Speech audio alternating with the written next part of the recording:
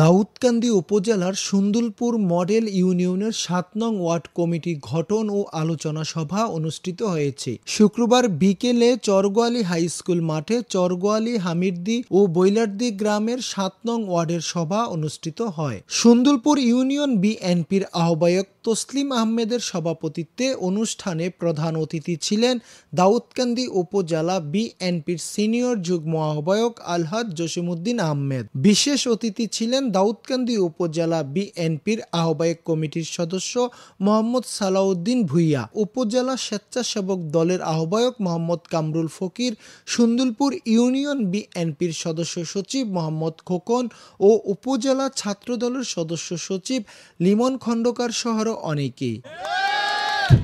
এই কারণে যেহেতু এইখানে আমাদের জাতীয় নেতা ডক্টর খন্দকার মোশাররফ সাহেবের বাড়ি, বিশেষ করে এই ইউনিয়নে সবাই একটাই কথা বলেন, যে আমরাও বলি যে এখানে যাতে আওয়ামী লীগের সাথে যাদের ছবিও আছে, আওয়ামী লীগের সংস্পর্শে যারা আছে, আপনারা দেখলেন মারুফ সাহেবও একই কথা বলল, আমরাও একই কথা বলি, সব বক্তারা একই কথা বলেছে।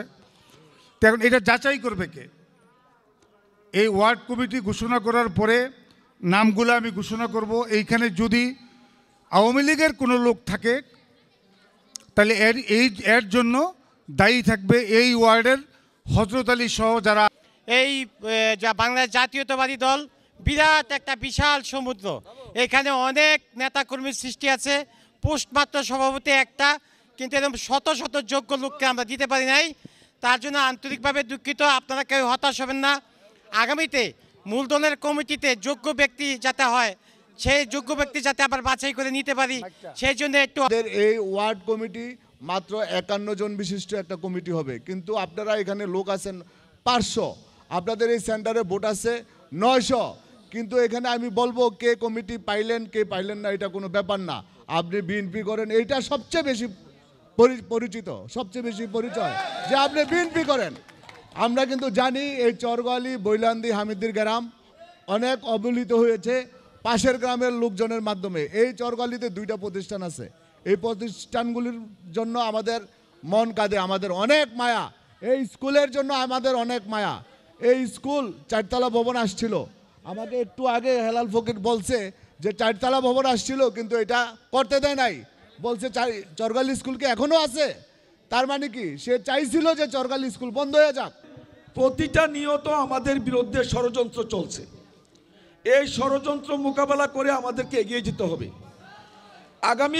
আগামী 25 সাল নির্বাচনের জন্য রোডম্যাপ ঘোষণা করা হয়েছে।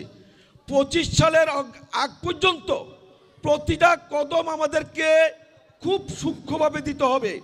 ডক্টর খন্দকার মোশাররফ হোসেন সাহেবের কর্মীরা, ডক্টর খন্দকার মারুফ হোসেন সাহেবের কর্মীরা, জসিম ভাইয়ের কর্মীরা, লতিফ ভাইয়ের কর্মীরা, আমাদের সুন্দুলপুর ইউনিয়নের কোনো কর্মী যেন কোনো অবস্থায় সুবেদ আলীর চরিত্র, সুমনের চরিত্র, এই ধরনের চরিত্রে লিপ্সায় না লেলিত হয়, তারা যেন কখনো লাল কালির দাগে না পড়ে, এটি আপনাদের নিকট অনুরোধ।